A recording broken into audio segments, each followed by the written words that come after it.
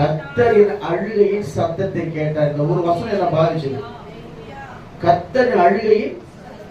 ஒருவேளை எனக்கு அன்பான தேவ பிள்ளைகளை நீங்க தனிமையில அழுது கொண்டிருக்கிறோம். ஆண்டவர் தீர்க்க தரிசனமா இது வெள்ளிக்கிழமையே எனக்கு ஆண்டவர் சொன்ன செய்தி. ஒருவேளை தனிப்பட்ட விதத்துல யாருமே சொல்ல முடியாத ஒரு சூழ்நிலை அழுது கொண்டிருக்கலாம். இல்ல வேலை நிமித்தம் அழுது கொண்டிருக்கலாம், இல்ல குடும்பத்து சூழ்நிலை நிமித்தம் அழுது கொண்டிருக்கலாம், இல்ல மனைவி நிமித்தம் அழுது கொண்டிருக்கலாம், இல்ல கணவன் நிமித்தம் அழுது கொண்டிருக்கலாம், பிள்ளைகள் நிமித்தம் அழுது கொண்டிருக்கலாம்.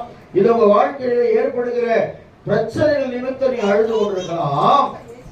ஆனா என் ஆண்டவர் சொல்றாரு, கர்த்தருக்கு ஸ்தோத்திரம், கர்த்தர் என் அழுகையின் சத்தத்தை கேட்டார்.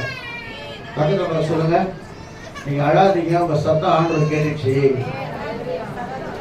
எத்தனை பேர் அழுதுறீங்க? செய்யணும், சில கை தூக்க மாட்டேன், இன்னும் அழுவ மாட்டேன். நீ அழுனா